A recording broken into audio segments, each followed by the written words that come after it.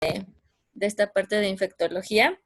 Y bueno, pues hoy nos toca hablar de VIH, que pues prácticamente son muchas cosas de las que hablar de esta enfermedad, pero pues vamos a hacer hincapié en las cosas que ahorita ustedes necesitan saber y pues también al igual que la clase de ayer, pues cualquier duda que tengan, pues me la pueden hacer sin ningún problema. Déjenme ver aquí. Hay varios libros de interés histórico acerca de el origen de la enfermedad.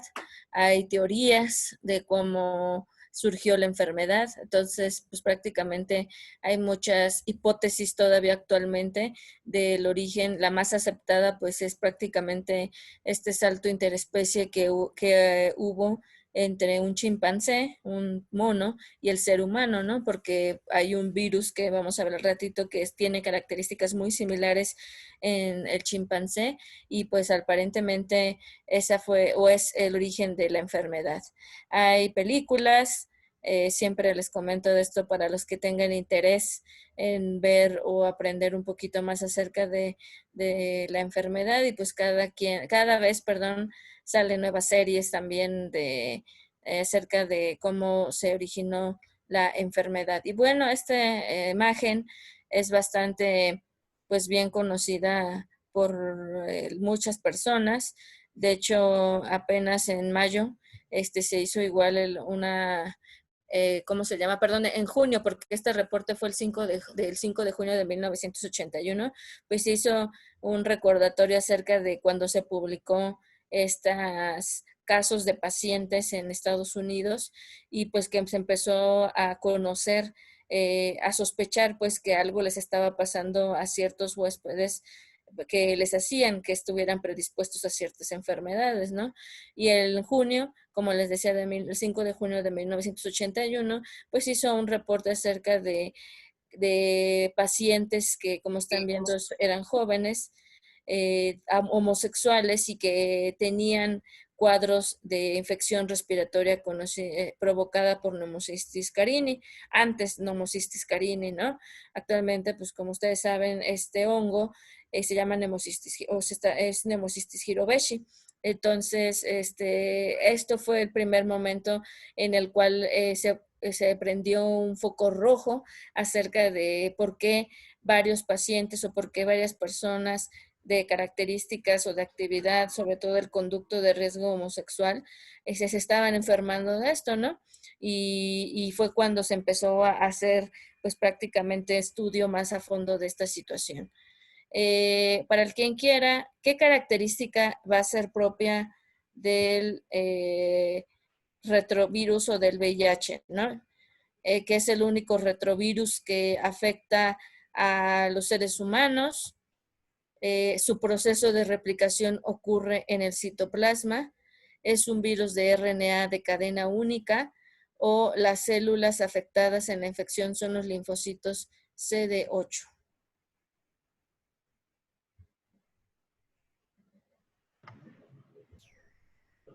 A ver, Vania, ¿cuál es la que es característica propia del VIH?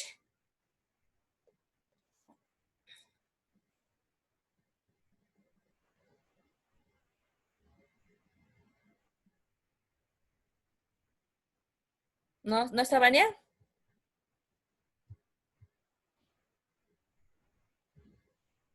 Sí, sí, está Vania. Vania. O alguien que le quiera ayudar a Vania. Es que Vania tiene su micrófono apagado. Magali, ¿me puedes decir cuál es la característica propia del VIH? De las que acabo de leer. Am, no sé muy bien, doctora, pero creo que es la... Ay, mira, la B. La verdad es que no recuerdo, doctora. Ujú. Sí, sí, es la B. Su proceso de replicación ocurre en el citoplasma. Es una característica prácticamente que se presenta en los virus de RNA. No es el único retrovirus que va a infectar a los seres humanos. Tenemos otros retrovirus que el más conocido o el más estudiado es el HTLV1, que nos produce linfomas y leucemias de células T en adultos, y en los países de América del Sur nos provoca paraparesia espástica tropical. Por eso es que no era esa, porque no es el único retrovirus que infecta al ser humano. ¿Es un virus de RNA de cadena única? Pues tampoco, porque sabemos que es un virus de RNA de doble cadena. Y las células afectadas en la infección son los linfocitos CD8, pues tampoco, porque como ustedes saben o han leído, las principales células que se encuentran afectadas en estos pacientes pues van a ser los linfocitos CD4, ¿verdad? Esta enfermedad, como desde ayer les comentaba, es la principal causa de muerte por causa infecciosa. Después, en segundo lugar, como vimos ayer, es la tuberculosis. Hay una gran cantidad de personas en el mundo que viven con VIH. Esta pues se encuentra concentrada, como están viendo aquí, en un continente, la gran mayoría que es el continente africano. Tenemos 27.7 millones de personas. Esto pues obviamente es del 2017. Esto está incrementado actualmente. Y es una población, como comentábamos ayer, igual con la tuberculosis, una población vulnerable, es una población de difícil acceso, y pues esto también hace que la enfermedad pues no tenga una erradicación o haya, mejor dicho, una propagación más de la enfermedad. Esto también son algunos datos epidemiológicos. Hablábamos de la gente que vive con VIH en el mundo. Decíamos que son alrededor de 38 millones. Hay nuevas infecciones por VIH que se producen también cada año, como están viendo ahí, entre 1.7 a 2 millones aproximadamente. Y pues también hay muertes importantes que, si bien, como están viendo ahí en esa fila, las muertes por VIH han disminuido, me refiero respecto al año 2000 con respecto a los últimos años. Esto pues es debido también al uso del Targa, que es el tratamiento antirretroviral que usamos actualmente. Pues es una mortalidad todavía importante, como les comentaba. También el acceso a la terapia antirretroviral ha cambiado. Al inicio de este siglo, pues prácticamente eran menos las personas que actualmente tienen tratamiento antirretroviral, como también lo están viendo en la gráfica. Es importante porque, como voy a comentar, o de una vez lo voy a comentar, una de las metas que se tenía para este año y que pues prácticamente podría decir que ya no se cumplió, por lo menos en nuestro país, era que se quería hacer una meta que se conoce como los 90-90-90, que era tener el 90% de los pacientes diagnosticados con VIH, el 90% de los pacientes con tratamiento antirretroviral, a nivel mundial me refiero, y el 90% de los pacientes con cargas virales indetectables. Entonces, pues es algo que, pues desgraciadamente, la mayoría de los países del mundo no lograron cumplir como esta meta. En nuestro país, pues también hay una sociedad, un grupo que se encarga con acceso para todos ustedes gratuitamente. Continuamente están publicando guías, datos epidemiológicos acerca de la situación de VIH en nuestro país. Se actualiza los casos nuevos. Por ejemplo, aquí están los notificados de VIH desde 1983 hasta el 2019.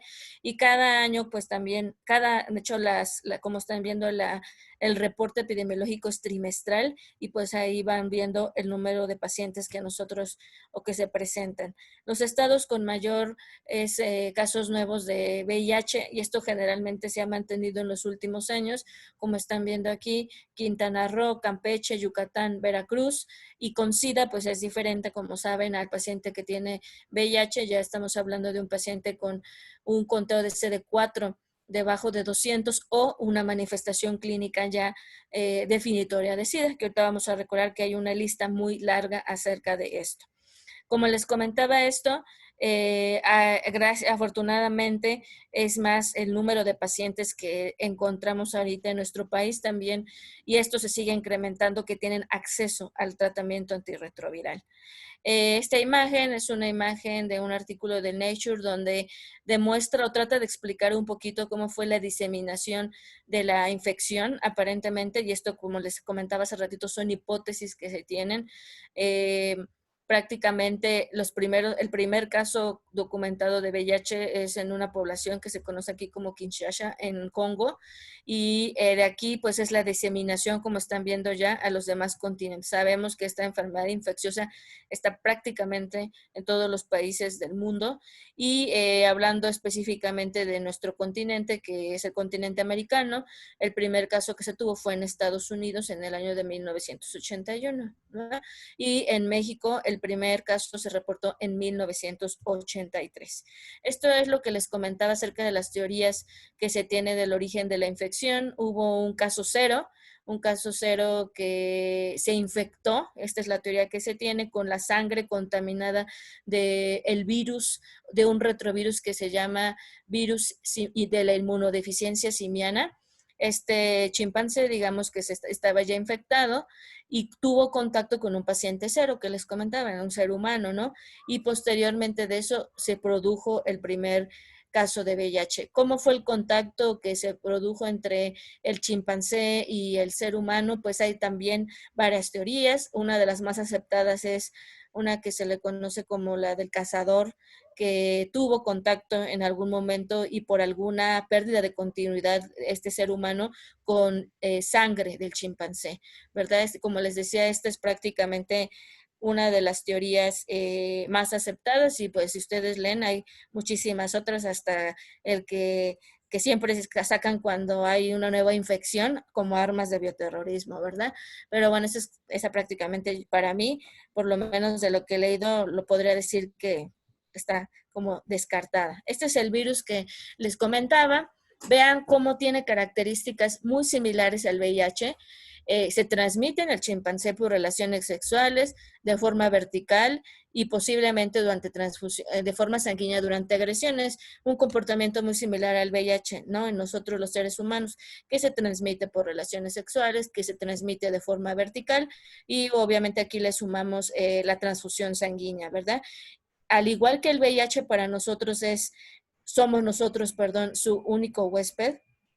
Al igual, el virus de la inmunodeficiencia simano, su único huésped son los chimpancés, ¿verdad? Entonces, esta especie de mono, entonces por eso les decía yo que son características muy similares que se observan con este virus. Aquí igual es una revisión que se hizo acerca de las diferentes especies que han estado involucradas del chimpancé con los seres humanos. Si ustedes leyeron ahí en el Harrison, saben que hay dos tipos de VIH. Tenemos el VIH-2 y el VIH tipo 1. El tipo 1 es el que existe en nuestro continente y también en nuestro país. VIH tipo 2 es un tipo de virus de inmunodeficiencia humano que vemos o que se presenta generalmente en un área bien delimitada, y donde están estos casos reportados son en el continente africano. Pero entonces vean cómo es esta relación que se ha hecho entre las diferentes especies, y específicamente de todos los primates, podríamos decir, que están aquí. El chimpancé es el que está relacionado con el SIF. Sabemos que el genoma del virus es bastante complejo. Cada vez se sabe más cosas. Solamente quiero hablar de las cosas que más comúnmente les preguntan ustedes o tienen que saber desde mi punto de vista, acerca de las proteínas o de los genes, perdón, que están involucrados en codificación de proteínas importantes para el virus. Y creo que por aquí tenía una tablita, pero si no lo voy a comentar. El gen GAC que tenemos aquí es uno de los componentes más importantes que vamos a tener para la síntesis de las proteínas de unión. Ahorita vamos a ver cuáles son esas proteínas de unión. El POL, y perdón, también el GAC está en la codificación de enzimas importantes como lo son la enzima integrasa. Y el POL, como su nombre lo indica, es un gen que está involucrado de una forma importante en la síntesis de una enzima, que es la enzima que rompió, siempre lo digo, el dogma genético de Mendel. Estoy diciendo Mendel como el libro, pero es Mendel, de la de la producción, ¿no? Que se decía de DNA, RNA y proteínas, ¿no? Entonces se vio como también podía ser de RNA a DNA y entonces este gen codifica específicamente esta enzima famosa que se describió también en ese año, que fue la retrotranscriptasa reversa, ¿no? Y el EMF y NEF, que son otro gen importante, el EMF es de envoltura, va a codificar también proteínas importantes que van a servirnos y que forman parte de la envoltura del virus. Estos son algunos de los retrovirus que existen, específicamente lo que les comentaba en la primera pregunta que les hice, no solamente vamos a tener al VIH, que es un lentivirus, está dentro de la subfamilia de los lentivirus, que forma parte de esta gran grupo que es el Ortroviridae, sino que también tenemos, como están viendo aquí, les decía yo, los virus linfotrópicos de células T, que nos producen esas leucemias, linfomas que les comentaba. Ha habido varias evoluciones y cosas históricas importantes del VIH. Podríamos decir que no es una enfermedad tan antigua, hay mucho que nos falta, como les decía, por saber de la enfermedad. Antes de llamarse SIDA le decían GRID, que era una inmunodeficiencia relacionada a las personas gay, y esto pues obviamente porque era en donde la veían más ellos. En el 83 lo aislaron de un ganglio y esto le valió un Nobel a estos personajes, y en el 84 se desarrolló la primera prueba sanguínea para el diagnóstico, el primer ELISA de la primera generación que nosotros conocemos. Esto, como les decía, no me voy a detener, hay dos tipos de VIH, tipo 1, tipo 2. Estas personas son dos científicos importantes que ganaron el Nobel por el descubrimiento de la enfermedad. Este es un americano que es Robert Gallo y este es un francés que es Luc Montagnier. Y pues los dos, después de un debate que, de hecho, en estas películas que les comento, sobre todo la serie que estaba ahí que se llama Que la banda siguió tocando, hablan mucho acerca de la controversia de cómo se estuvieron peleando ellos por ganar el premio Nobel por el descubrimiento de la enfermedad, pero al final pues a los dos les dieron el Nobel. Esto es lo que les comentaba acerca de este virus. Es un virus que tiene una forma de una cápsula icosaédrica, tiene una envoltura, como ustedes están viendo, tiene unas proteínas externas que son muy importantes para la unión con la célula huésped, que ahorita vamos a ver cuáles van a ser las primeras células con las que entra en contacto el virus. Su cápsula icosaédrica, tenemos la doble cadena de RNA, no es monocatenario, ya les comentaba que tiene doble cadena, y aparte del GAG, el POLP y el EMP, que sí son los genes más grandes del virus, tenemos otras proteínas importantes que pues no voy a detenerme en esto. Como les comentaba, cada uno de los genes van a codificar diferentes cosas, ya decía del POL para la polimerasa, la proteasa, la integrasa, el EM para las proteínas de la envoltura.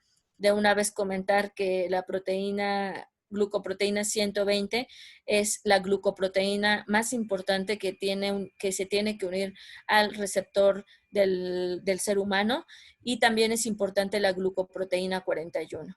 Y el GAG codifica una proteína muy importante que es la proteína P24, también importante, que vamos a mencionar en un momento más como parte de la primoinfección o del retroviral agudo, porque es una proteína que prácticamente desde que se produce el proceso infeccioso se empieza a replicar muy rápidamente. Entonces, esta de una vez les doy una clave ahí, que la P24 va a ser una proteína que me va a servir a mí para hacer el diagnóstico del retroviral agudo. A ver, David, creo que por ahí ya estabas. La interacción de las glucoproteínas de la envoltura del VIH con sus receptores del huésped son indispensables para el inicio de la infección. ¿Cuál es la célula inicialmente afectada del huésped y su correceptor? De una vez decir que para que se produzca la enfermedad necesitamos un receptor y un correceptor. Si alguno de los dos no existe, que en general hay una población bien estudiada en gente blanca del continente europeo, si no mal me acuerdo, que no tienen correceptor, y estos pacientes prácticamente, pues significa que nunca se van a poder infectar con VIH. Entonces siempre, como nuevamente lo digo, tiene que existir una célula receptora y un correceptor. ¿Cuál es el que es más importante en el inicio de la infección? Los linfocitos T con CXCR4. No. Es la C, ¿no? ¿Por qué? ¿Quién? Bueno, ¿cómo te llamas? Fernanda. Fer, ¿por qué es la C? ¿Estás bien? Pero ¿por qué es la C? Porque la proteína, la proteína viral es cuando se une al receptor de membrana de CD4 y está presente en los linfocitos y monocitos y macrófagos. Ujú. Entonces por eso sería la C. ¿De dónde van a encontrarse? ¿Con qué células inicialmente se encuentran? Ya me dijiste los macrófagos. ¿Y dónde se van a encontrar esos macrófagos? En el receptor de membrana de CD4. No. mm, Por lógica, cuando existe las relaciones sexuales del tipo que Es, quieras, vaginal, anal, es en el tejido linfático asociado al sexo, en ¿no? mucosas, Vaginal. chicos, ¿sale? Esta imagen se las pongo para que, o sea, en realidad cuando se tiene el proceso de riesgo, que estoy hablando de la forma sexual porque es la forma pues más común, ¿verdad? En la cual se contagia la enfermedad. Entonces, cuando el virus tiene contacto con alguna de las mucosas que ya comenté, que dependiendo del tipo de la vaginal, pues en una relación heterosexual, ¿no? Anal, en relación, bueno, en anal también puede ser relaciones homosexuales o heterosexuales, pues en la mucosa o en las mucosas de estos sitios que yo estoy hablando no hay linfocitos. Lo que nosotros tenemos son células presentadoras de antígeno y muchas de ellas pues, son los macrófagos. Pueden haber también células dendríticas, que también finalmente son células que son macrófagos modificados, ¿verdad? Entonces, por eso es que es la primera célula que tiene contacto con el virus. Como están viendo en esta imagen, aquí en estas células de mucosa tenemos esos macrófagos, esas células dendríticas. Nuevamente, como veíamos ayer en tuberculosis, estas células dendríticas presentan el virus a otras células posteriormente ya, y efectivamente, pues a las células que se los van a presentar ya en ganglios, como ustedes me lo acaban de comentar, pues son los linfocitos T, ¿no? Y específicamente ya los linfocitos TCD4, pero no es la célula que inicia, perdón, el proceso infeccioso, ¿de acuerdo? Entonces, eso es nada más de lo que comentamos aquí. Conozcan los correceptores, que eso es de lo más importante también que ustedes les van a preguntar.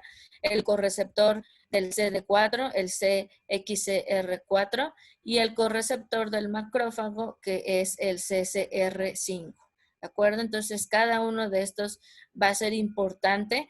Como les decía y les recalco nuevamente, si no existe el correceptor, el paciente no se puede infectar, y ya les decía que hay poblaciones que no tienen estos correceptores y pues se libran del proceso infeccioso.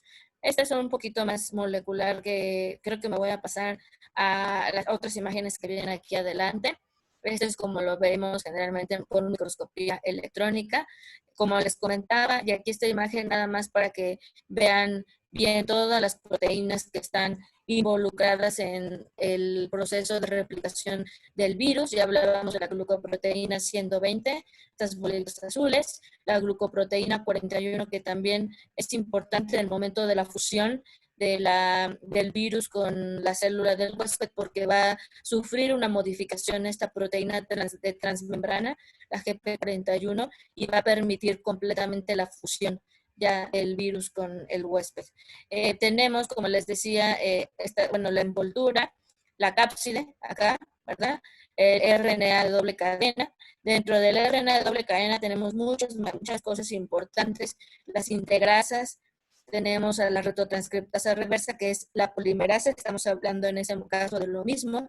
La P24, que ya comentaba yo, que es una proteína que se va a replicar muy rápido durante la primoinfección. Tenemos proteasas, que las proteasas vamos a decir ahorita para qué nos van a servir en el parte de lo que es el ciclo del virus. Entonces, como les decía, brevemente, no me voy a ahondar mucho.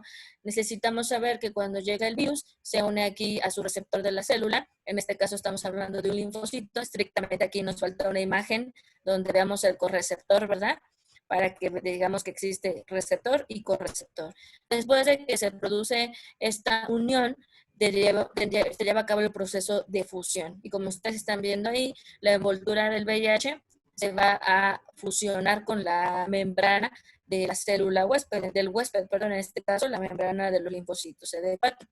Aquí, de una vez, yo voy a ir comentando algunos de los fármacos que se encuentran actualmente vigentes para el tratamiento de la enfermedad. Y obviamente, como su nombre lo indica, aquí tendremos como importante los inhibidores de la fusión. Aquí el medicamento que se conoce a nivel mundial que actúa, aquí es un medicamento que se conoce con el nombre T20, se le llama Enfuvirtide, ¿verdad? Muy poco utilizado como medicamento antirretroviral de primera línea. Prácticamente podría yo decir que se utilizan para pacientes que están o que han tenido falla. Posteriormente ya entra aquí todo lo que es la cápside, ¿verdad? Como decía yo en la pregunta, el proceso del pasar del a ADN sucede en el citoplasma, como estamos viendo acá. La enzima más importante es la polimerasa reversa o retrotranscriptasa reversa, ¿verdad? Como ya comenté, vamos a tener aquí dos familias muy importantes de medicamentos que son parte de los fármacos base, les llamaríamos así, para el tratamiento antirretroviral, que son los inhibidores de la retrotranscriptasa reversa. Tenemos dos que van a ser los nucleósidos y los no nucleósidos, ¿verdad? Por recordar nada más el nombre de los nucleósidos, pues tenemos de los más viejitos, la acidobudina, que fue de los más estudiados en las embarazadas, la lamivudina también, que ya es viejito, la salcitabina, prácticamente, mejor dicho, ya no la utilizamos, tampoco ya no utilizamos dilanocina, ya no utilizamos tampoco, bueno, ya dije que la dilanocina ya no la utilizamos, esta budina tampoco la utilizamos ya. De los que sí utilizamos actualmente todavía está el tenofovir, está la emtricitabina, tenemos a la acavir, todavía como medicamentos importantes, y a la lamivudina también. Y los inhibidores de los retrotranscriptasa reversa no nucleósidos, estos prácticamente también van a ser importantes en los esquemas antirretrovirales. Tal vez ya han perdido mucha de sus aplicaciones porque producen efectos adversos, como lo era el Favirenz. También tenemos la nevirapina, tenemos también a la etravirina, que es de los más nuevos que nosotros estamos utilizando. Y no sé si alguno de ustedes recuerde, por ejemplo, déjenme ver quién está por aquí. Y la Lali, o no sé cómo sea, Estrada. ¿Cuáles son los principales efectos adversos como tal de la familia de los inhibidores de la transcriptasa reversa nucleósidos? Es decir, del tenofovir, citobudina, salcitabina, didanosina. ¿Cuáles son? Podría ser neutropenia o anemia. El que producía más eso y sobre todo anemia de tipo hemolítica era la acidobudina. Pero ¿qué otros más efectos adversos producían más este tipo de familia? Falla renal. Gastrointestinales, dice Melissa, náusea, vómito, diarrea. No. Bueno, Falla renal. La médula ósea. Falla renal. Daño renal, ¿quién nos produce de esa familia? ¿Cuál es el más estudiado en relación a la falla renal? Tenofovir. Tenofovir, muy bien.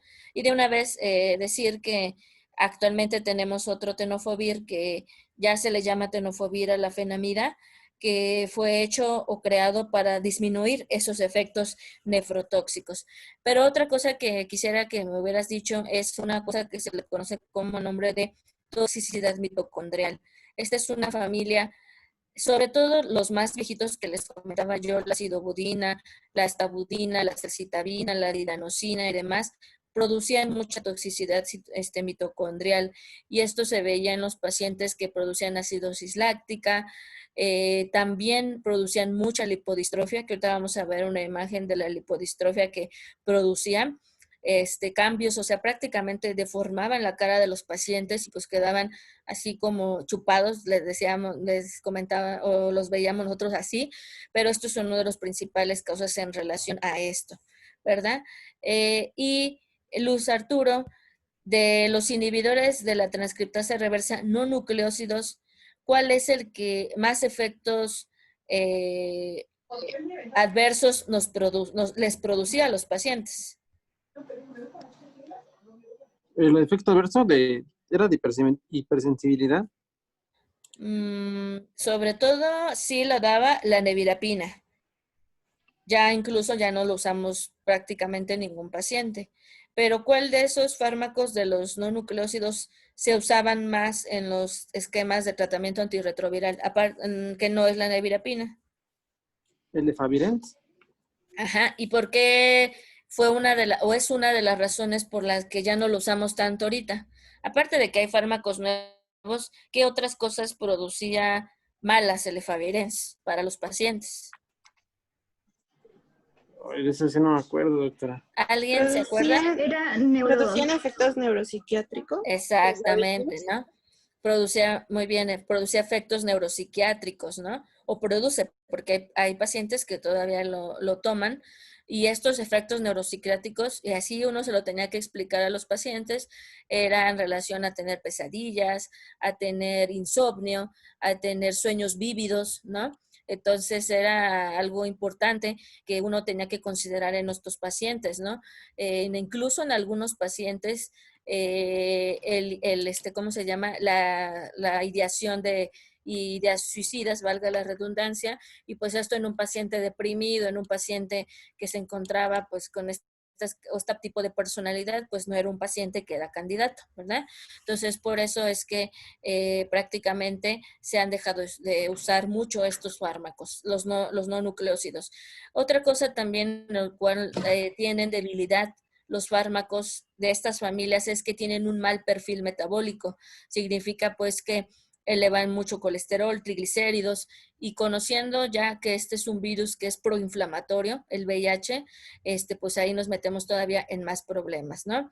Después de la transcripción ya se va a integrar de forma definitiva el material genético al material del virus al material genético del ser humano. Y para eso, pues existen unas enzimas que se me hacen a mí fácil de recordar porque hacen precisamente eso que dicen, integrasa, ¿no? Entonces prácticamente une el material genético del virus con el material genético del huésped. Y aquí a quienes vamos a tener a los inhibidores de la integrasa. Estos fármacos son fármacos de los más nuevos que tenemos actualmente, con muchas bondades, tienen buen perfil metabólico, un buen perfil renal, un buen perfil a nivel de hueso, y actualmente, chicos, es uno de los componentes importantes que forman parte del tratamiento antirretroviral. Tenemos ejemplos como lo es el Reltegravir, el Dolutegravir, el Victegravir, que esto vamos a hablar ahorita del Victegravir. Y lo único que quisiera yo decir de esta familia, porque pues ya saben que nada es perfecto, es que el Dolutegravir es de todos los antirretrovirales que ahorita se usan más en VIH, el que tiene mayor efecto teratogénico. Es decir, está contraindicado en la mujer que se quiere embarazar y en el primer trimestre del embarazo también. Produce defectos del tubo neural. Y su otro efecto adverso también es también efectos neuropsiquiátricos. No tan fuertes, no tan marcados o tan importantes como lo eran con el Efavirenz, pero sí los pacientes los llegan a decir. Después, el virión, porque todavía le falta madurar a este virus para ser nuevamente una partícula completamente infecciosa, sale nuevamente al citoplasma y va a pasar a la que sigue. A ver, ya se me trabó. ¿Okay? Sale nuevamente al citoplasma. En el citoplasma hay otras proteínas que se tienen que unir, y de todas las que comentamos nosotros ahorita. Y prácticamente todavía, como les decía, este virión no está maduro, tiene que sufrir diferentes procesos de maduración, cortar proteínas y demás, y aquí esa maduración que vamos a tener, como lo están viendo ustedes, va a ser dada por esta enzima importante que se conoce como proteasa. Y ahí está la última familia de la que quiero que conozcan o que recuerden que actúa a través de lo que es el ciclo del virus, que son los inhibidores de proteasa. También bastante ya desutilizados actualmente en el tratamiento del VIH por los efectos adversos que producen también. Son muy malos en el perfil metabólico, elevan mucho colesterol, elevan mucho triglicéridos, también son medicamentos que cuando los iniciaban a tomar los pacientes provocaban mucho efecto adverso gastrointestinal, náusea, vómito, diarrea. Entonces prácticamente había veces que el paciente se bajaba de peso y demás porque tenían estas diarreas importantes, ¿no? Entonces son fármacos, como les digo, que actualmente por esas causas que, perdón, esos efectos adversos que provocan, nosotros ya no los usamos de una forma importante. Nada más mencionar aquí que no solo los CD4 se afectan en el VIH, hay otras células, los linfocitos CD, prácticamente todas las células que existen en el sistema inmunológico se ven afectadas, nada más para que lo conozcan. Sí, tal vez la idea de esta clase para ustedes es que recuerden que el linfocito CD4 es el más afectado. Y esto pues siempre también lo pongo para que recuerden el riesgo de transmisión del VIH, ¿verdad? La dijimos que el más importante es la transmisión sexual, pero también el tipo de relación sexual es importante, como comentaba hace ratito. Estrictamente el ano pues no fue creado como un sitio para tener o que se utilice para relaciones sexuales, y por eso es que cuando hay este tipo de prácticas es muy fácil que se pueda erosionar o lastimar esta mucosa anal, que sangre. Y por eso, como están viendo ustedes aquí, es la de mayor riesgo para que puedan adquirir VIH, el sexo anal. Incluso influye mucho el ser activo, o sea, receptivo o insertivo, como dice ahí, se refiere a las conductas activo-pasivo, ¿no? Entonces, ser también, y cuando uno le pregunta estas cosas a los pacientes, son importantes precisamente para saber el riesgo que tienen. Y pues como están viendo, es algo que ustedes también ya saben, entre las relaciones heterosexuales el riesgo es menor. Existe, sí, pero es menor. Posteriormente, y ya prácticamente en nuestro país poco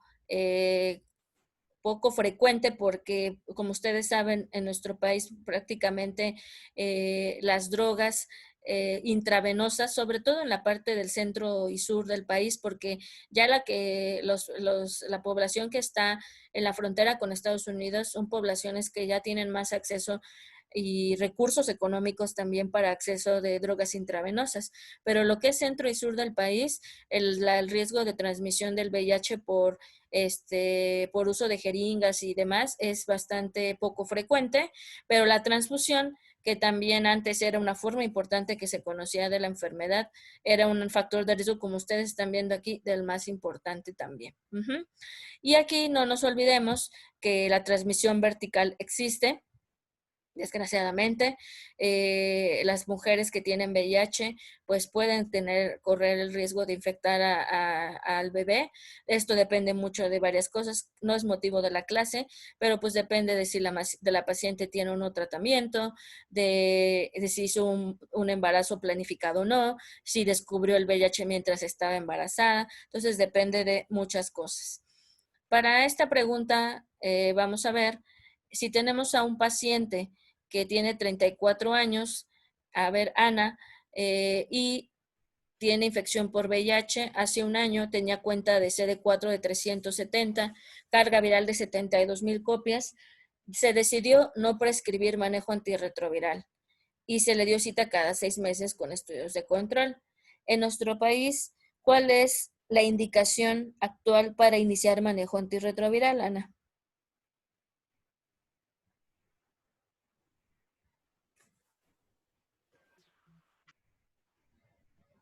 ¿Puedo leer las opciones? Si tuviera hepatitis C, si adquiriera sífilis, se puede iniciar tratamiento independiente de la cuenta de CD4, o si la carga viral subiera a más de 100,000 copias. Sí, bueno, la verdad no estoy segura, pero me voy por si la carga viral subiera más de 100,000 copias. O... Ajá. o independientemente de la cuenta de CD4? No, pues es que es una de las dos. Bueno, la D, perdón. No, Melissa, tú la pusiste bien. Independientemente, actualmente sabemos que, perdón, ya se volvió loca esta cosa, que independientemente del conteo de CD4 y de la carga viral, cuando yo diagnostico un paciente en mi primera consulta que yo lo vea, obviamente después de que le pregunto si no hay datos de oportunista, si no hay pérdida de peso, fiebres, diarreas, etcétera, si no encuentro nada de eso, es momento en esa consulta, aunque no tenga CD4, aunque no tenga carga viral, con que yo tenga sus pruebas de diagnóstico de VIH, es momento para iniciar el tratamiento antirretroviral. No depende de si tiene poco CD4, de si tiene muchas copias, de si tiene alguna otra hepatitis B, C o sífilis, ¿de acuerdo? Ya tenemos que iniciar en esos pacientes ese manejo. Y esto se vio en estos estudios que son ambos, si no mal recuerdo, del 2016, que se publicaron en el New England. Es un estudio que se conoce como temprano, y hay otro que se conoce, ya no me acuerdo del nombre del otro estudio, pero los dos son del New England, y ahí pues prácticamente observaron que en los grupos de pacientes que ellos deferían el tratamiento antirretroviral, la mortalidad, como están viendo aquí, era más elevada. ¿De acuerdo? Igual, independientemente del conteo de CD4, si deferían el tratamiento antirretroviral, como están viendo en la línea azul, la mortalidad era más elevada. Por eso, actualmente, y en base a estos estudios importantes, sabemos que nosotros tenemos que iniciar el tratamiento antirretroviral lo más pronto que se pueda. Antes, no siempre existió la terapia alta efectiva que tenemos, el TARGA, ahorita, desde el inicio del descubrimiento de la enfermedad. Se empezó como la tuberculosis que vimos ayer, si se acuerdan, como monoterapias, ¿no? Dando un solo fármaco.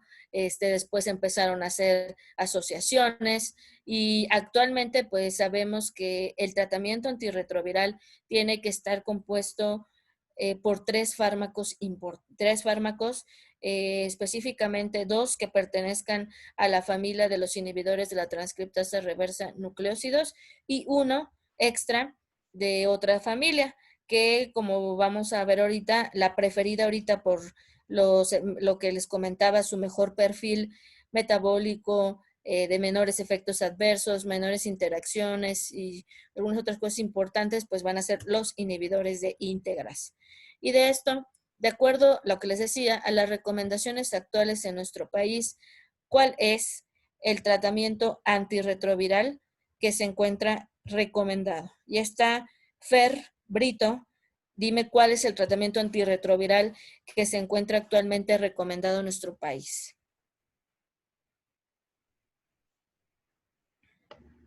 La A. Muy bien, ¿de acuerdo? Entonces es tenofovir, emtricitabina más Victegravir.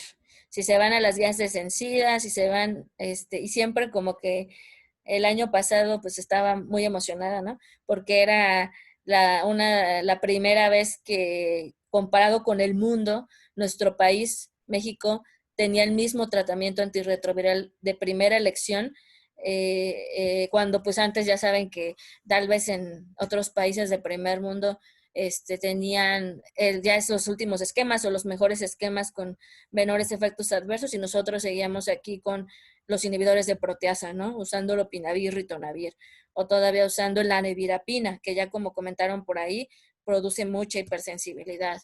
Entonces, por eso es que es algo que considero que es bueno para nuestros pacientes que tenemos aquí con VIH. Y como dijo Fer, el que se utiliza actualmente es el tenofovir, la emtricitabina más el Victegravir. Como yo les decía, tiene 2 componentes de los inhibidores de transcriptasa reversa nucleósidos, que son el tenofovir y la emtricitabina, más uno de otra diferente familia, que es el Victegravir. Y el Victegravir es un inhibidor de integrasa, ¿de acuerdo? Si no viniera a lo mejor en su examen, o todavía porque no estuviera actualizado de más, antes de este esquema que se utiliza ahorita ya más en los pacientes, el previo que se utilizaba con mayor frecuencia era el tenofovir, emtricitabina, más efavirenz. Era el otro componente que, como comentamos, el efavirenz es un inhibidor de transcriptasa reversa, pero no nucleócido.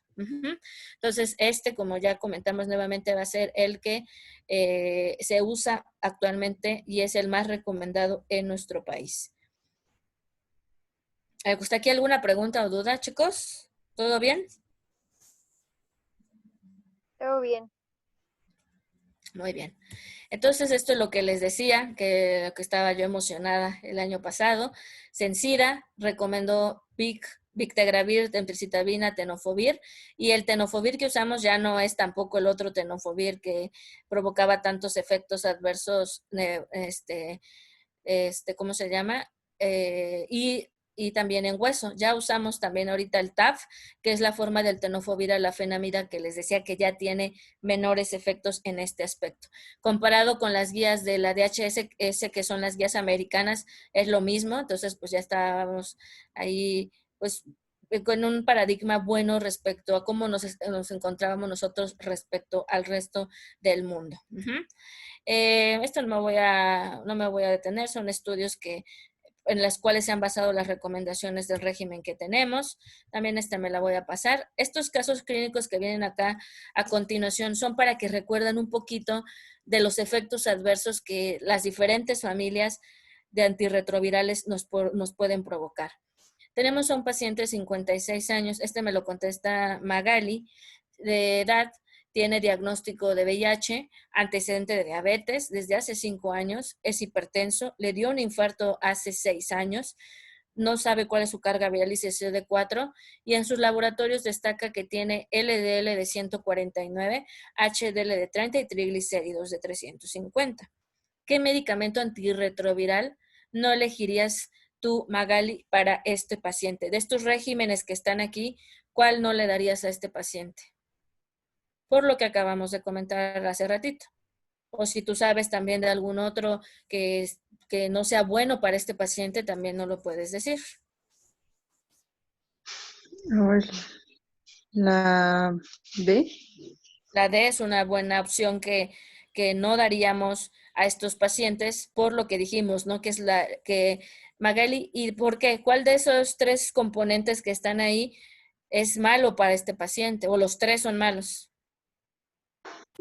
Creo que me llamas por el ritonavir. Lopinavir, ritonavir. ¿Qué familia es? Ay, de las...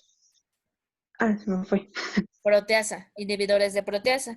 Pero exactamente todos los que están dentro de esa familia, no solamente es lopinavir, ritonavir, está darunavir, ritonavir, está atazanavir, ritonavir. Entonces también este medicamento, como tú dijiste, es un antirretroviral que no sería bueno para este paciente. ¿Alguien más acerca de otra de las opciones que tenemos ahí que ustedes crean que no sería bueno para este paciente? También podría ser la A. ¿Por qué, Fer? ¿Estás bien? ¿Por qué? Porque también Favirems produce dislipidemias. Sí, pero me preocuparía de esos 3 de ahí más otro, fíjate. ¿Tú sabes cuál? Porque todavía en algunos casos en pacientes lo han relacionado con cardiopatía isquémica y riesgo de infarto. El abacavir. El abacavir, muy bien. Entonces, por eso, cualquiera de esos 2 que dijeron, de entrada en este paciente, pues yo no lo elegiría porque nos produce estos efectos. Esta imagen es la que les hablaba yo de la lipodistrofia. Es un paciente de 67 años, tiene diagnóstico desde hace 30 años de VIH, tiene antecedente de falla virológica e inmunológica, y con esto me refiero a que no logra tener buen conteo de CD4, ni tampoco logra estar indetectable en sus cargas virales. Y actualmente, pues vean cómo tiene un esquema que no es bastante, no tiene nada más 3 componentes. Ya estos esquemas pues son bastante complejos, tiene 5 medicamentos ahí. Y a la exploración física destaca esas facies que ven ahí, esa es la lipodistrofia. ¿Cuál de los medicamentos que están aquí, Selene, crees tú que el paciente recibió? Muy probablemente.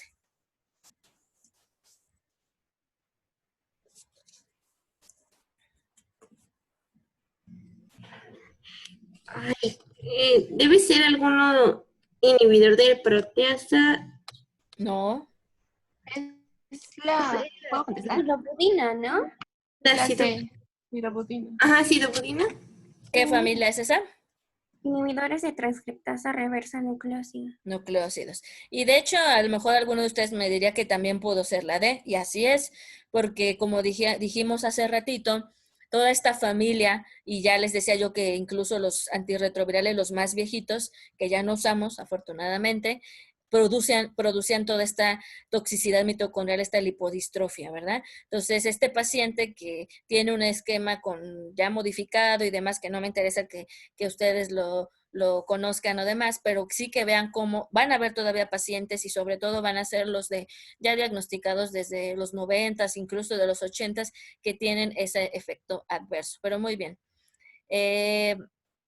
De aquí nada más, no me voy a detener aquí en diagnóstico de hepatitis B, pero si tienen un paciente con VIH y que también tiene hepatitis B, ¿cuál, por ahí, creo que vi a Raúl. Raúl, ¿estás aquí? Sí, doctora, estoy cenando. Disculpe, dígame. ¿Estás cenando? Sí, pero yo diría la Ah, pues ¿por qué no los invitas a cenar? Si tienes un paciente con hepatitis B y también VIH, ¿cuál de estos fármacos que estamos aquí crees tú que debe de tener el medicamento, su régimen del paciente? La O mibudina, doctora. sidobudina, efavirenz, tenofovir, la mibudina, o no importa el antirretroviral que elijamos. Pues si mal no recuerdo, la lamivudina también está dentro de los antivirales en el tratamiento de hepatitis B. Ajá. ¿Algún otro o alguien más de los chicos que sepan algún otro que tenga actividad contra hepatitis B o nada más la lamivudina? El efavirenz también, me parece. No. El tenofovir, chicos. Entonces, ese esquema, nuevamente vuelvo al esquema que usamos actualmente en primer lugar en el país, tenofovir, entricitabina con victegravir. Vean otra ventaja que tendría en pacientes que tienen hepatitis B, que lo podamos utilizar, ¿no? Entonces, es algo que creo que es importante también que ustedes sepan. Esto siempre se las pongo a ustedes porque creo que bueno, no creo, ¿verdad? A cualquier paciente que nosotros le decimos que tiene VIH, pues hay pacientes que hay de todo, ¿verdad? Que se lo esperan ya la noticia, hay otros que pues sí, realmente les afecta mucho saber eso, piensan que se van a morir, pero aquí en esta pues diapositiva lo que yo les comentaba es que, o les quiero comentar, perdón, es que vean cómo prácticamente la esperanza de vida de una persona que tiene VIH con tratamiento antirretroviral y que se lo toma bien, ya no es tan diferente de la persona que no tiene VIH. Entonces, creo que esto es algo que siempre hay que decirle a nuestros pacientes cuando los veamos, que a los debemos de alentar, pues, para que se tomen el tratamiento antirretroviral. Porque, al igual que en tuberculosis, la primer causa de falla al tratamiento antirretroviral es el mal apego.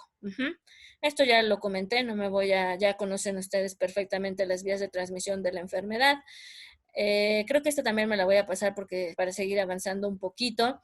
Esto es lo que les decía de la estrategia de los 90-90-90, que pues ya era para el 2020 y que fracasamos aquí en nuestro país, porque vean cómo tenemos actualmente nuestra meta. Pacientes que viven que conocen su estatus de VIH en nuestro país, solo 64%.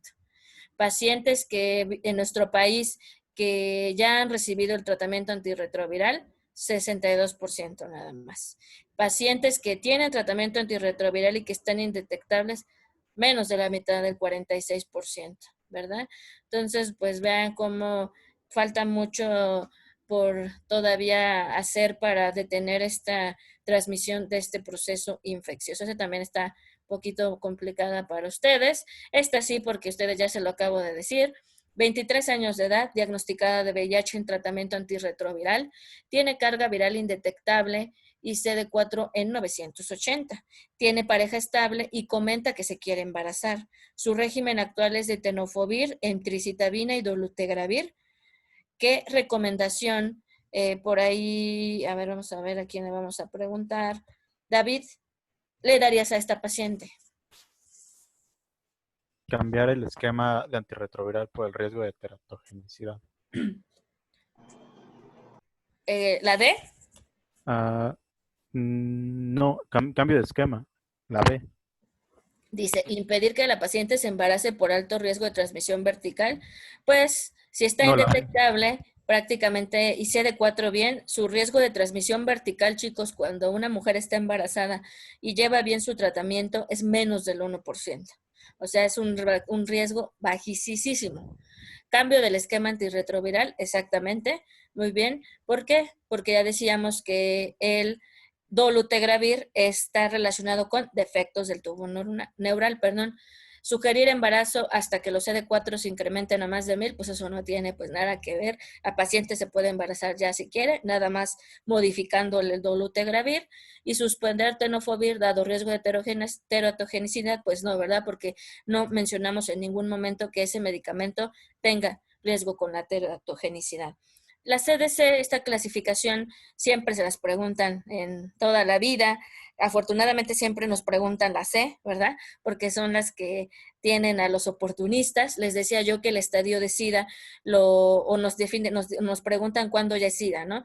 Y ya les comentaba yo que estamos hablando de esa categoría cuando tenemos menos de 200 CD4 y cuando tenemos algunas de las características del grupo C, que es cuando ya tenemos a los oportunistas. Tenemos a las demás clasificaciones y esto se va a basar, creo que no los tenía, déjenme ver por aquí. Bueno, no me lo tenía por aquí. En base a esto, y hay muchos ejemplos, chicos, de pacientes dentro de la clasificación C. Mencionaré algunos de los más frecuentes. Tener tuberculosis y VIH ya es un C. Sarcoma de Kaposi, citomegalovirus, toxoplasmosis, linfomas, no todos los linfomas, porque hay linfomas precisamente únicos asociados a VIH. ¿Qué más? Cándida, pero la cándida esofágica. La cándida orofaringea entra de una clase B. Tenemos también el cáncer cervicuterino, pero el invasivo, porque cuando es in situ es dentro de la clasificación B.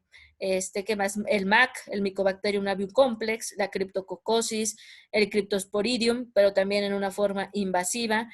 ¿Y qué otra cosa? Bueno, seguramente se me van muchas porque son una lista muy larga y creo que es lo mejor si más adelantito sí vienen los ejemplos, ¿verdad? Este es un paciente que tiene 33 años, tiene VIH. A ver si alguno de ustedes conoce esta característica. Inició tratamiento antirretroviral con tenofovir, emtricitabina y efavirenz. Comenta adherencia, sin embargo, a las 12 semanas del tratamiento antirretroviral, el paciente tiene cargas virales elevadas, por lo que decide realizar switch, o sea, cambio a tenofovir, emtricitabina y a tazanavir, ritonavir. ¿Cómo podríamos asegurarnos de que el paciente se está tomando de forma correcta dicho medicamento? ¿Cómo creen ustedes? ¿Por qué quiero yo saber si se lo está tomando bien? Pues porque ya tuvo un primer esquema y pues me está ahí como que siguiendo, está siguiendo replicando y quiero ahora asegurarme de que el paciente sí se la está tomando bien. ¿Cómo podría ser? ¿Alguien sabe?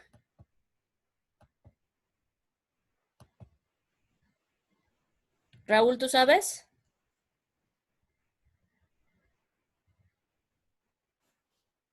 Desconozco el dato, doctora. ¿No? ¿Alguien? No se los he dicho todavía porque no les mencioné ese efecto adverso, pero es común en estos pacientes cuando lo toman. Con las PFHs, porque los inhibidores de proteasa provocan hepatotoxicidad. Estás bien, pero prácticamente no producen hepatotoxicidad. La tazana ritonavir, solamente, ¿qué familia es la tazana rito, Ariadne? Inhibidores de la proteasa. Exacto. Ese medicamento prácticamente lo que hace es alterar la síntesis de las bilirrubinas.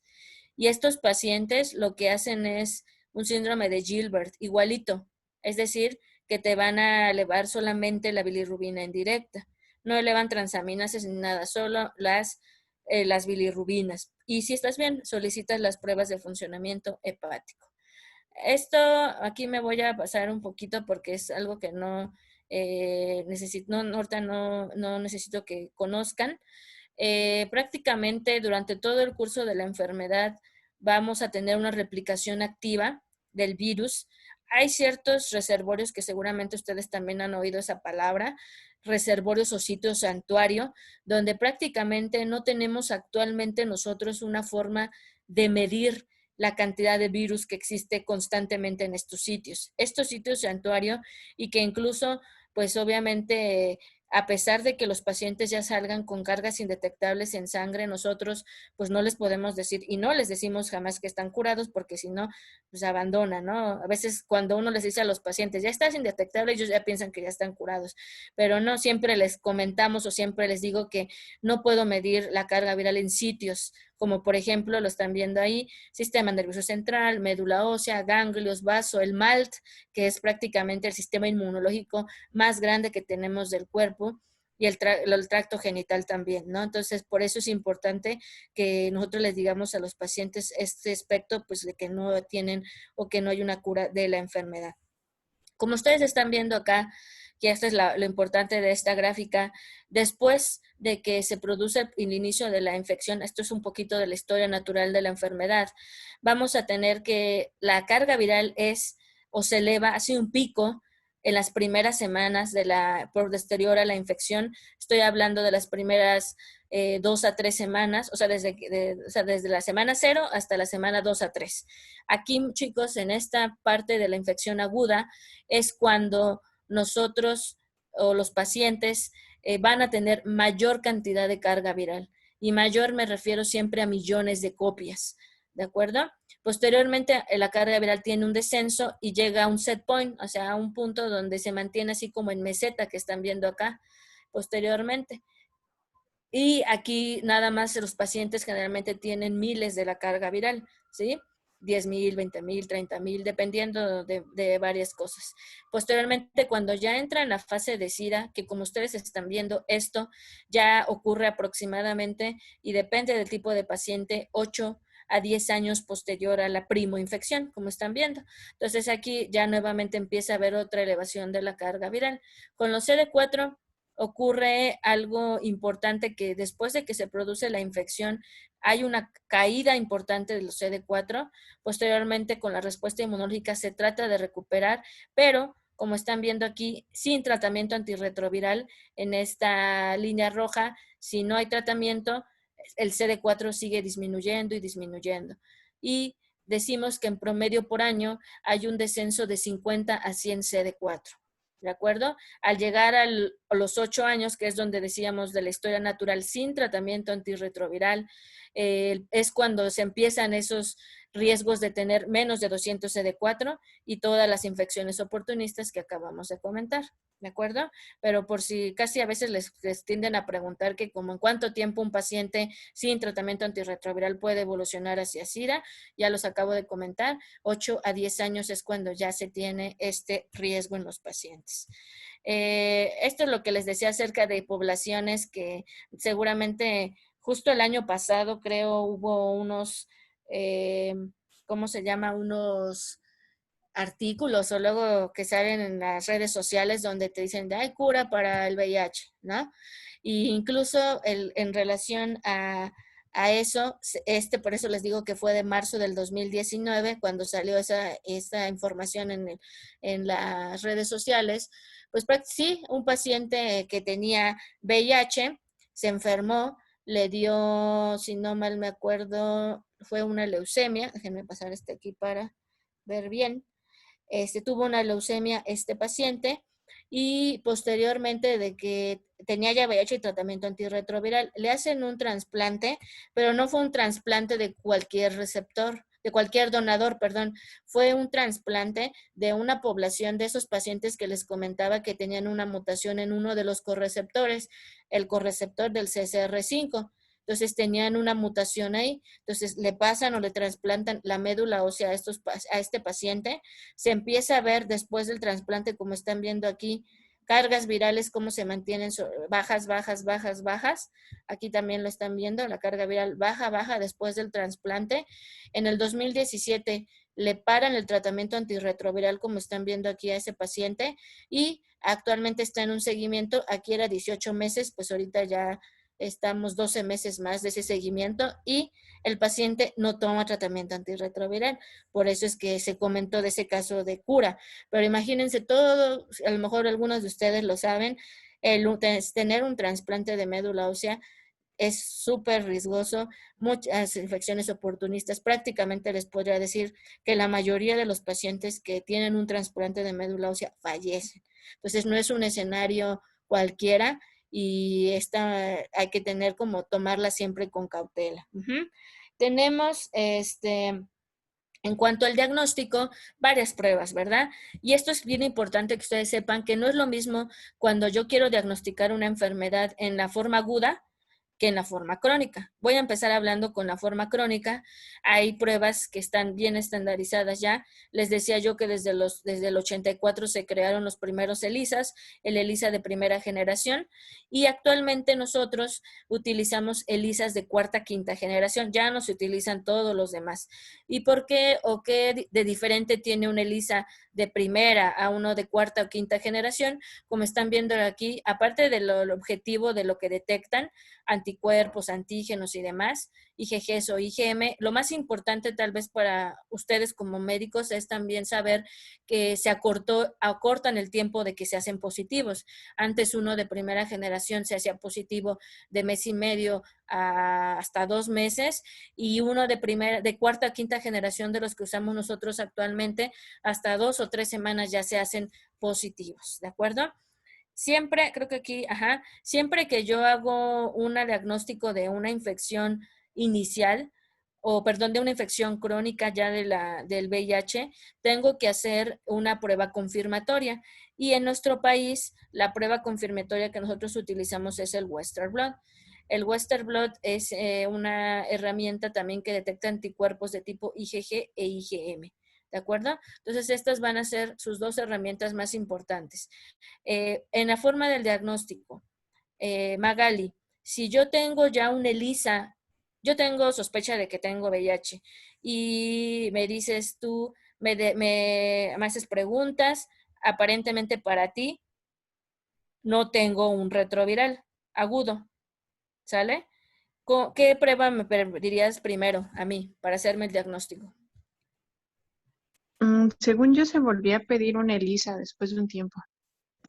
Después de un tiempo. O sea, primero me pides un ELISA, ¿no? Ajá. Y después de Pero si cuánto tiempo sale, me pides el otro ELISA. Ya me salió positivo. O sea, mi primer ELISA ya me lo hiciste, regreso contigo, te traigo mi examen y es positivo. ¿En cuánto tiempo me pides otro ELISA? no, entonces ella se iría al Western Blot. O sea, nada más me haces un ELISA y de ese ELISA ya te vas al Western Blot. Según yo, sí, es que con una prueba positiva de ELISA, si no mal me equivoco, había un 93 bueno, una sensibilidad más o menos del 93. Pero ya con una segunda prueba ya tenías una sensibilidad hasta del 99. Y Entonces ya lo es que ahí tienes que cuando hacer, mandas el entonces lo que Western Blot. tienes que hacer, Magali, es volverme a pedir un ELISA. No te tienes que esperar 2, 3 semanas ni nada. Si yo hoy voy a tu consulta y me pides salí positiva, me vas a decir, vuelva a hacerse otro ELISA. Lo más pronto que se pueda, al día siguiente, si se puede, a lo mejor, o sea, no, a lo que me refiero es que no le vas a decir, en 3 semanas hágase otro. O sea, es prácticamente luego volver a hacer otro ELISA. Y eso es el screening inicial. Pero como les comentaba, necesito mi prueba confirmatoria. Después de que haces y te llego otra vez a tu consulta y mi segundo ELISA ya está positivo. Sí, ¿qué pides a continuación entonces? El Western Blot. El Western Blot, exacto. ¿Qué pasa? Tú misma, Magali, perdón que ya te agarré, ¿verdad? Pero si tengo un primer ELISA y un segundo ELISA que está negativo, ¿qué harías a continuación? ¿Un tercero? No sé, doctora. Sí, no recuerdo. Un tercero, sí, ahí sí estás bien, pero ¿en cuánto tiempo?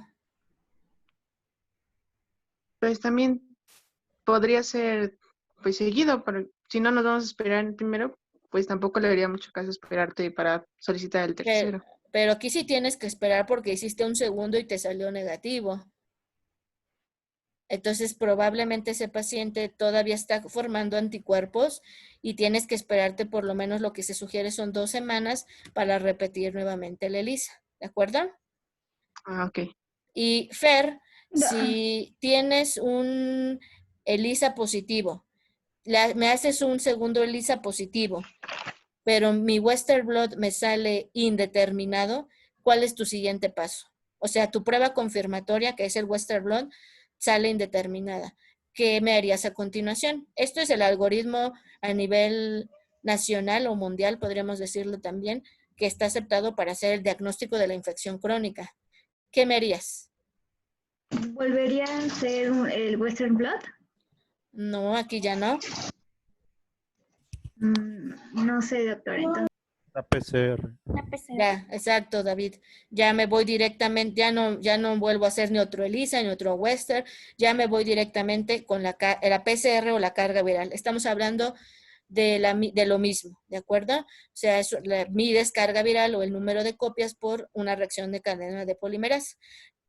Muy bien. Entonces Doctora, ahí yo ya tengo pido. una duda. Sí. Entonces, o sea, posterior a la infección por VIH, ¿el ELISA va a salir positivo? O sea, ¿puede salir positivo a partir de la semana 12? No. ¿De qué semana?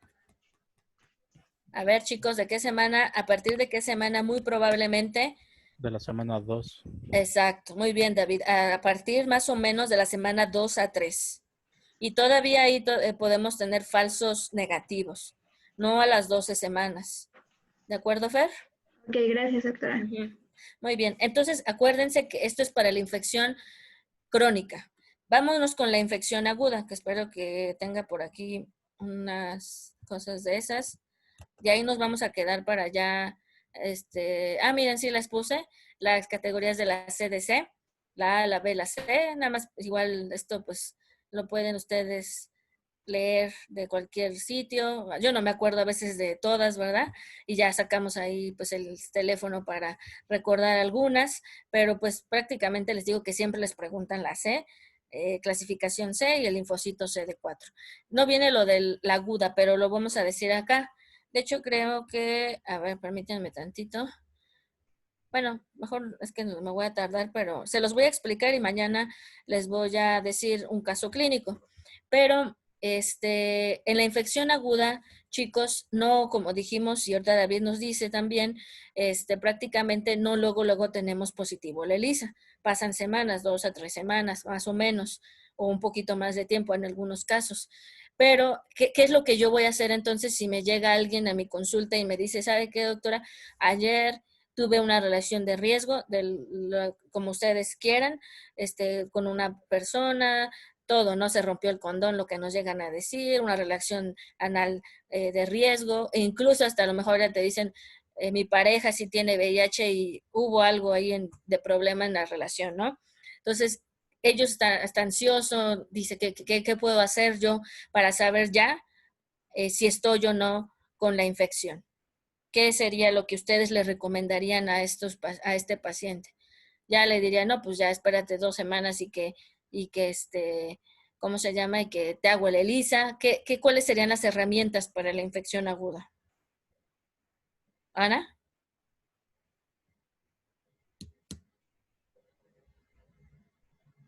¿Tú sabes, Ana?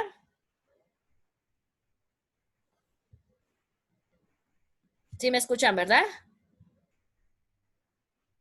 Sí. Aquí dice Melissa. Ajá, Melissa, ¿estás bien? Una PCR, o sea, lo que tenemos o la herramienta que podemos utilizar aquí es una PCR, o sea, medir la carga viral del paciente, porque como les dije y vimos en las tablitas de las gráficas, tienen un pico bien elevado, o sea, hay millones de copias del virus. Y la otra partícula que también ya les había mencionado cuando estábamos viendo la estructura del virus es la P24. ¿de acuerdo? Entonces, estas dos, chicos, van a ser sus dos herramientas que en una infección aguda más probabilidad, o sea, si ese paciente llega con lo que les comentaba, le van a decir ustedes que se vayan a medir en sangre. Y es la forma de diagnosticar un retroviral agudo. El día de mañana, aquí nos vamos a quedar, vamos a empezar con un caso clínico acerca de cómo se manifiesta un retroviral agudo, ¿sí? Porque es importante, no puedo decir que la vamos a ver, y desgraciadamente sería muy bueno que todos hicieran las manifestaciones clínicas del retroviral agudo, y me refiero que sería muy bueno porque pues podríamos saber toda la población que está infectada con VIH, ¿no? Pero pues no todos, la mayoría de los pacientes cuando se contagian de la primoinfección pues son asintomáticos, y ya hasta después, cuando ya pasa el tiempo y empiezan con otros datos, pérdida de peso y demás, pues ya empezamos nosotros a tener estos problemas. ¿Alguna pregunta o alguna duda sobre esto, chicos? En este caso, nada más en particular que vimos, si tuviera la duda, antes de hacerle la prueba diagnóstica, se le podría empezar esquema profiláctico. Exacto, muy bien, sí, muy bien, David. De hecho, eso también lo iba a decir, que no es parte tampoco de la clase, pero sí, es algo muy bueno, ¿verdad? Si tiene o si llega otra cosa que podríamos hacer, a lo mejor en lugar de pedirle todas las pruebas, es que inicie con la profilaxis post-exposición, que siempre les digo a ustedes para que la recuerden, que tiene su utilidad como límite de tiempo.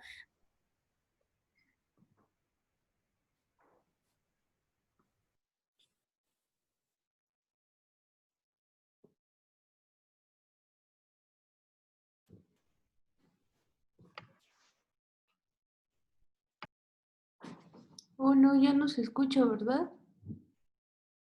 Ya no te, No, ya no. ya no te escuchamos, Abby. se quedó trabado. Sí, yo creo que es el internet.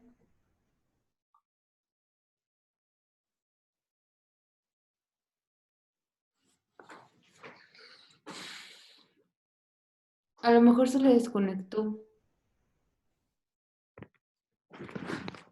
Ya no está Abby.